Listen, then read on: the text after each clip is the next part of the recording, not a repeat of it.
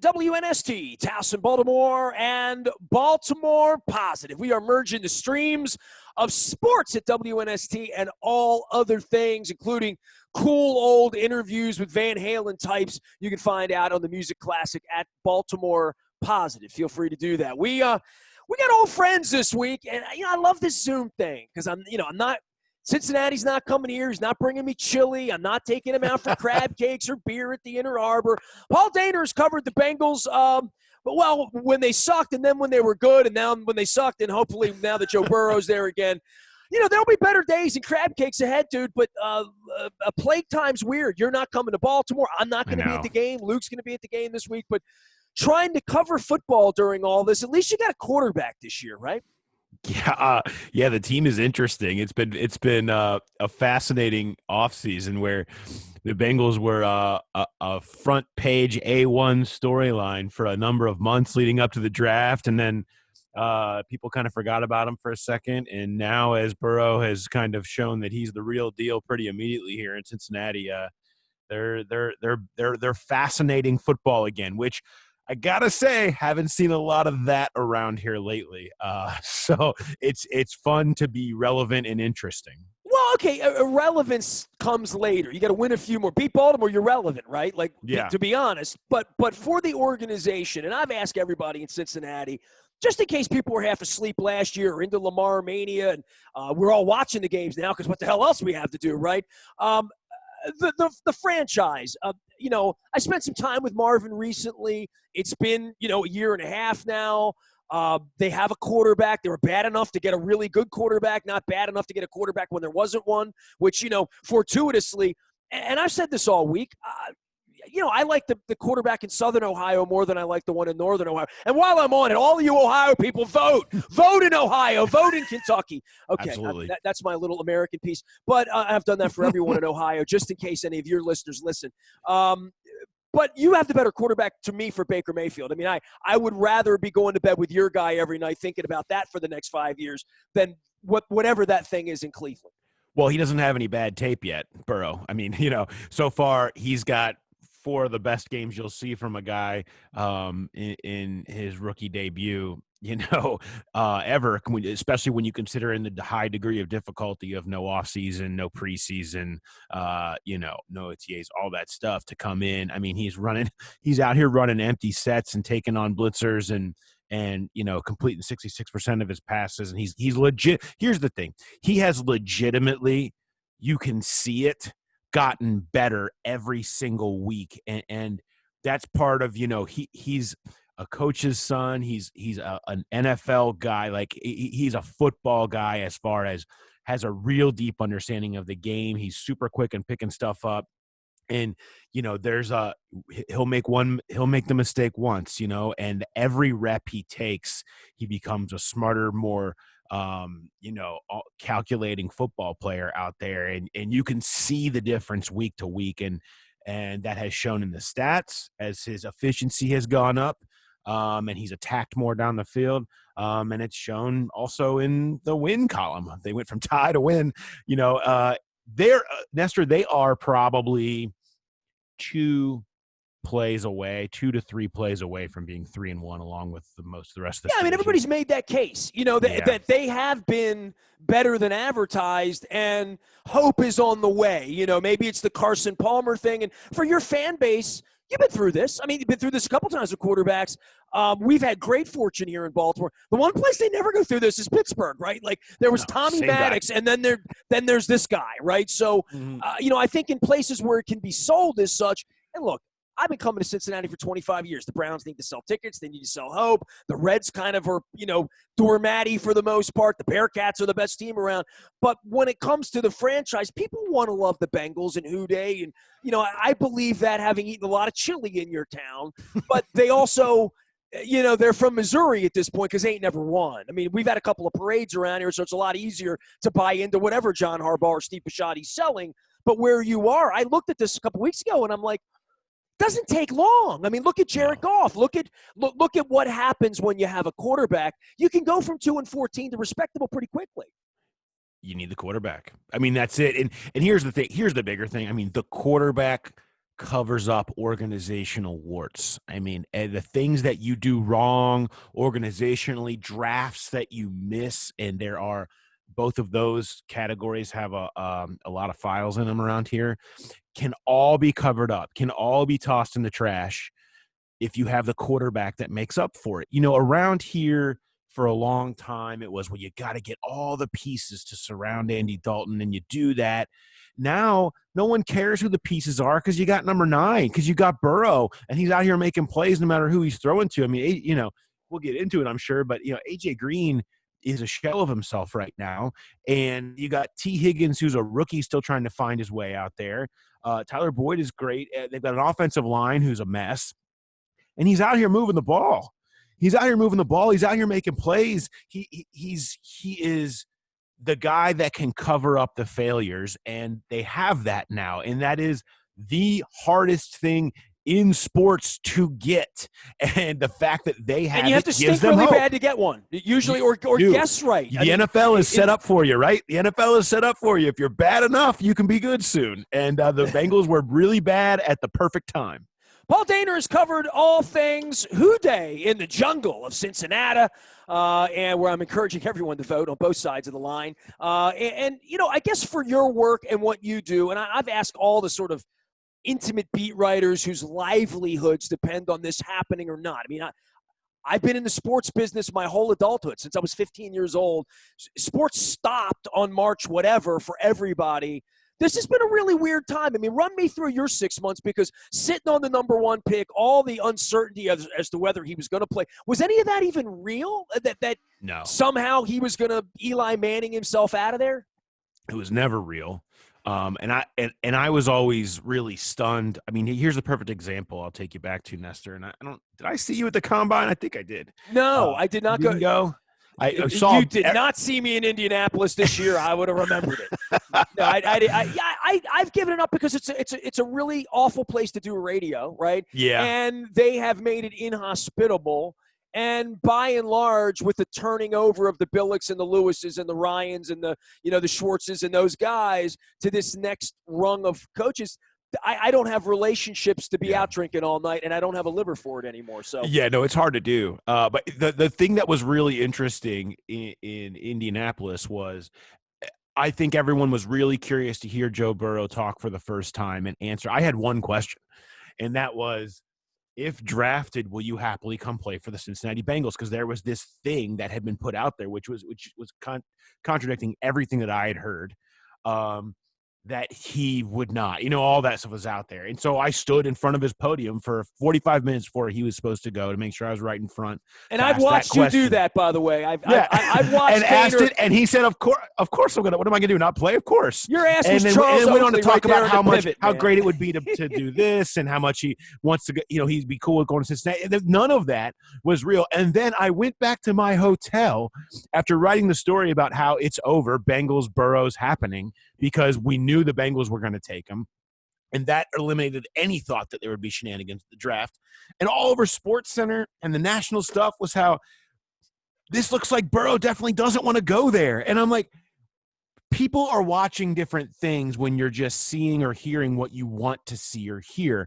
And that was out there. People wanted it to be that the Bengals stink as an organization and don't deserve this guy and he doesn't want to go there. They wanted that to be the case. Or they were being maybe fed that by certain teams that would want to come up and take Joe Burrow. Oh, what a crazy thought in the NFL that was a part of this equation. And every team and people have mouthpieces everywhere that they can get to say these things, Pro Football Talk. And so you get that narrative out there, but it was never a thing. And Joe Burrow was always the guy. He always was happy about coming here. He's at 2.5 hours from his family who make the drive when they can do home games and all as well. And a kid that's been through some real adversity, right? Like real adversity. When I wrote Purple Rain 1 and 2, both the championship years, when I sat down and I talked to scouts and coaches, and we go back to Phil Savage and Brian Billick and Marvin Lewis the first time around, and John Harbaugh and Eric DeCosta and those guys the second time around, they all talked about adversity, that they love a player. That's what they loved about Flacco. They loved that he went to Pittsburgh and got his feelings hurt and had to fight and claw, and that he wanted it. He was hungry. He was pissed off for greatness, as Ray Lewis would say. Boy, Burrow took that out on the SEC, right? Like literally, right? And has been going ever since. And, I don't know what it is about the Wire, but he sort of has a beautiful football mind. That sort of scares me in that Carson Palmer way if he's going to be around the next few years. Yeah, I mean, they hope the next 20. I will agree with you. I think what sold the Bengals more on Burrow, and the whole league agreed. I mean, there's no one that didn't have him number one or wouldn't have taken him number one outside of teams with their quarterback situation already in Hall of Fame status, is that it was the intangibles as much as his skill set. I mean, his skill set is fantastic. It's unique. He's incredible in the pocket. He's got startling accuracy, particularly in the intermediate levels. All of that is great, but he gets leadership. He gets being the face of the franchise. He gets how to get people to follow him. He understands that innately. He's just got that about him, and everybody seems to love him. People loved him at Ohio State before he transferred. Obviously, he got the whole entire state of Louisiana to follow him. And by the way, thoughts to them as the storm comes in. I got to give them absolutely. some love because and this is a tough situation here that he's coming into, and everyone in the building believes that he's the guy and loves him and sees him as a leader. And he was a captain day one, C on the chest on his professional debut. I mean, because he earned that from all the work he did in the offseason and the way he was able to, step up as a leader in a locker room dealing with a lot of uncomfortable conversations. He was at the center point of those. Nestor, they had one thing that they did during, everyone was talking about, social justice was front and center, and it was in their locker room too.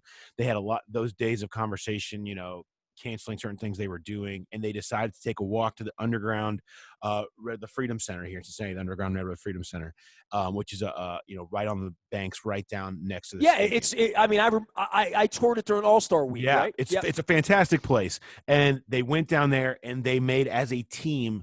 They made a statement in front of the Freedom Center before they went in and toured it as a team. And Trey Hopkins, their center, wrote the speech, but they all agreed as a team they wanted Burrow to be the one to read it. And think about that. Most guys just met this dude. Some of them haven't because they're in different literal locker rooms inside of the stadiums, quarantined off. I mean, they just met this guy 2-3 weeks ago, and they're like, we want you reading our statement. Joe Burrow, rookie with the C on your chest. That what you have to do to earn that credit and earn that respect in a veteran locker room is astounding to me. But the thing is, it's so like a no-brainer almost because of the way he's handled it. And I think that's a testament to who he kind of is as a person for them and as a leader on the team. Paul Dehner is here from The Athletic, where I am a subscriber, and you can and shall be as well. The Bengals are taking on the Ravens this week, trying to get some education on the other side of the fence. Before I go to Lamar, before we get to Roethlisberger and the usual suspects and why I'm not seeing Pearl Jam at Riverbend right now, the rest of the organization, right? We can talk about Burrow, you can talk about the Brown family and the history and the Marvins to the Taylors and all this stuff, but the offensive line, the problems in the organization. I look down and I see some familiar names like A.J. Green and Dunlop and those kind of names and wonder how good can they still be, and also see the fresh infusion of how are they drafting? How's Duke running this place? Now, what else is happening there? Because last I checked, the offensive line was a turnstile, right? Yeah, I mean, they played better this past week, but the Jaguars aren't exactly intimidating pass rush.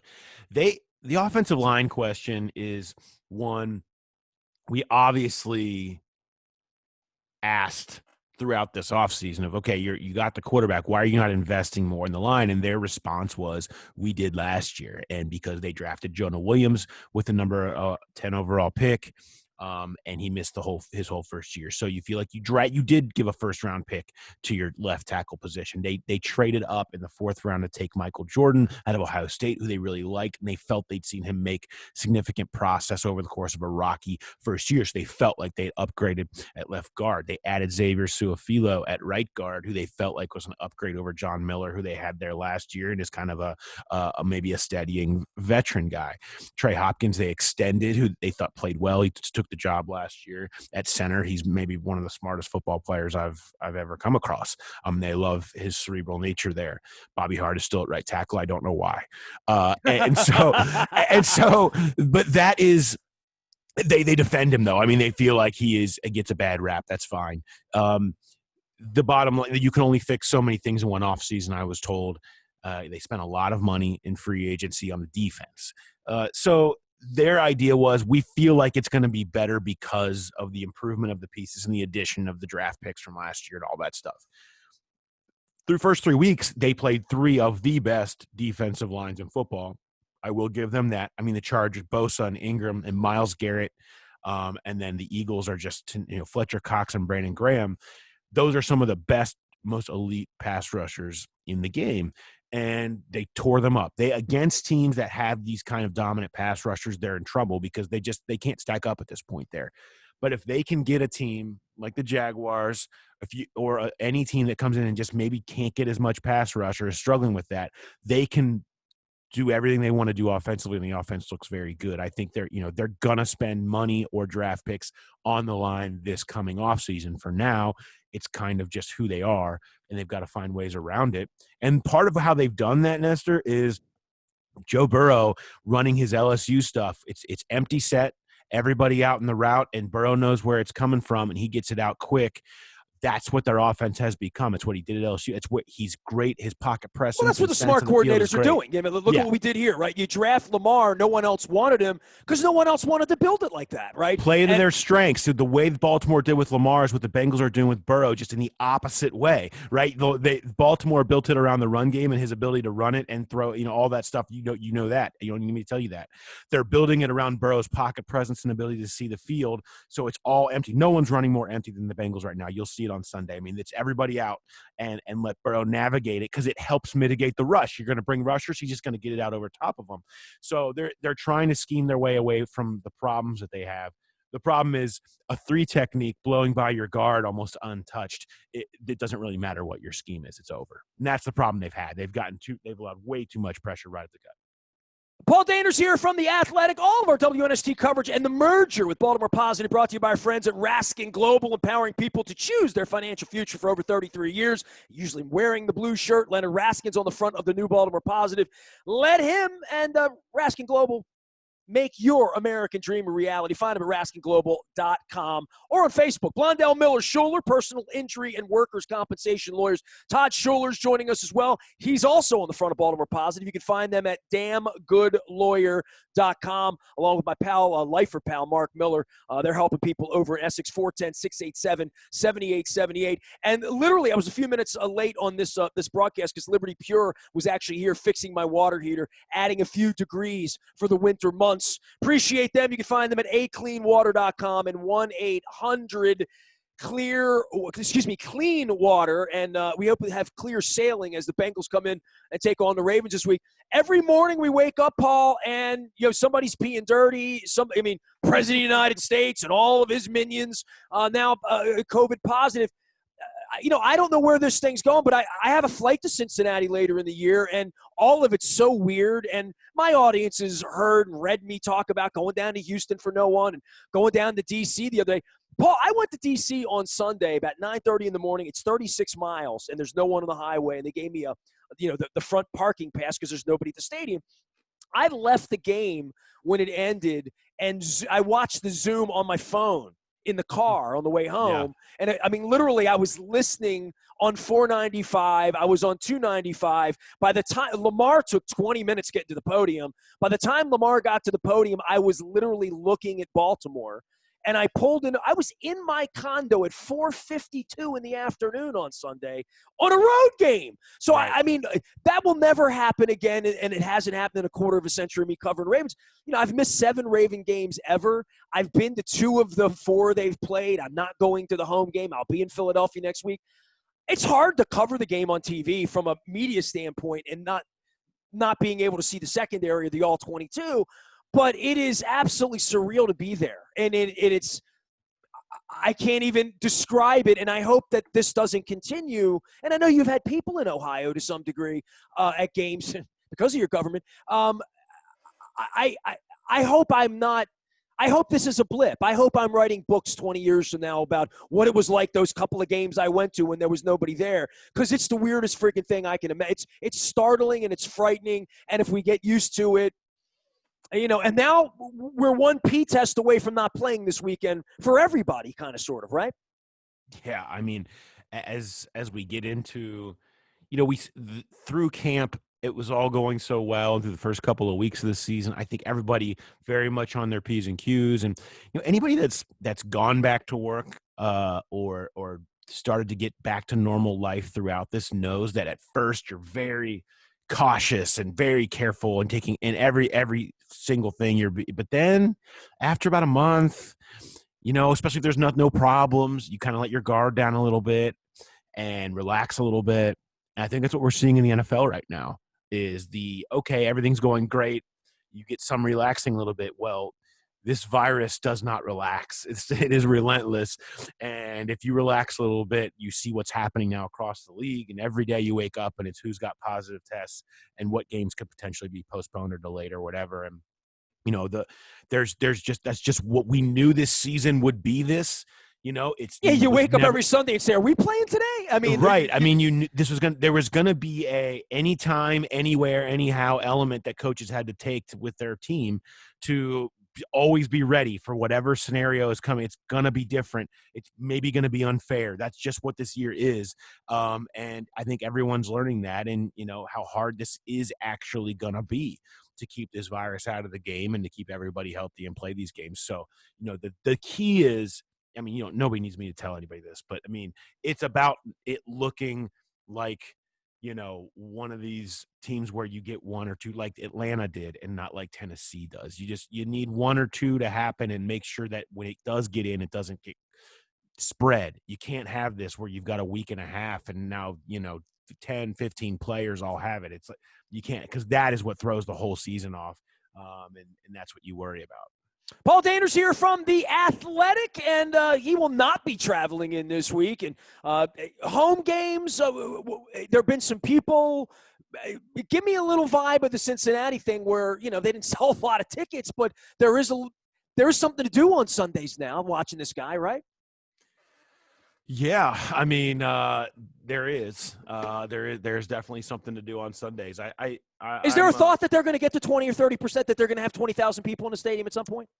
I mean, they're up to 12,000 now, so they just upped that for the next game. I think the idea is, as long as it keeps going well, and things are relatively under control in this area, that the governor will continue to let a little bit more and a little bit more. I mean, they had 6,000 last week, so I think maybe by the time Baltimore comes in, we'll see where it's at. I mean, maybe it will be, something around 20,000 or something. I don't know. We'll see. But it went well the first time for sure, and it only makes sense that they'll have more in from this point forward. Anything you got on stopping Lamar? After he broke some ankles last year and embarrassed some folks I've been in a lot of press boxes, over 25 years. That was a unique sound, and I think you would say that too, that when that happened, the press box had like a laugh, a guffaw, an oh my God moment. And, we're pretty grizzled, us old types. We don't get excited by much, but man, I heard this. That was the second most famous sound I heard since Bungles in that press box. I was there for that one. Yeah. I mean, here's the thing. It had such an effect on the Bengals. They spent their entire offseason signing guys that they felt like could stop Lamar. And this is no joke. I mean, they see him and they see the Ravens as the future of this division, and they knew they need to find a way to stop it. So when they went out and they focused on guys who can tackle in space, who can stop the run, because that is what they see as the future of this division and the way that they need to win it. And so DJ Reader, one of the top run stoppers in football, defensive tackle, they made him their number one priority. They signed him. Von Bell, one of the top tackling safeties that was available, they went and got him. Josh Bynes, very good against the run, can make tackles. They went out and got him. Mackenzie Alexander as a slot corner, noted not certainly for his coverage a little bit, but mostly for being attacking and able to tackle in space in the run game. Trey Waynes, who's hurt and not going to play, has the same background as being tenacious as a tackler on the outside. There's a reason that trait existed in all their significant signings. they felt like that's what they need to be to compete in this division and to win in this division. And it goes directly back to Lamar and the sound you heard in that press box. That can't be who they are as a team. They also, by the way, spent 3 of their 7 draft picks on linebackers that could cover and be able to tackle in space and have the speed to keep up. So we'll see if that makes a difference. I have not seen that pay off yet. They have still not been very good against the run, but they invested in the ability to maybe slow down Lamar in the Ravens run game. So we'll see if it works. Well, things go well. I'll give you an opportunity to start 2021 with indigestion, just what I need. I'll be in Cincinnati to begin the year, as I usually am, watching the fireworks, hon. And I hope that the Ravens are, 13-2 or whatever when we get there. Paul, take care of yourself. Be safe. Thanks for coming on, as always. If I can help you here in Baltimore, let me know. And, hey, we're all still in it to beat Cleveland and Pittsburgh, so we got that going on. There you go. There you go. Thanks, Nestor. Paul Dehner from The Athletic joining us here. You can find him out on Twitter. He tweets all the time. He's always at The Athletic, covering all things Houday in the jungle of the border of Kentucky and Ohio, where I want everyone to vote. If you're in Ohio, vote. Vote. If you're in Kentucky, vote. Thank you. We are WNST.net, AM 1570, Towson, Baltimore. We never stop talking Baltimore football and Baltimore sports and Baltimore positive.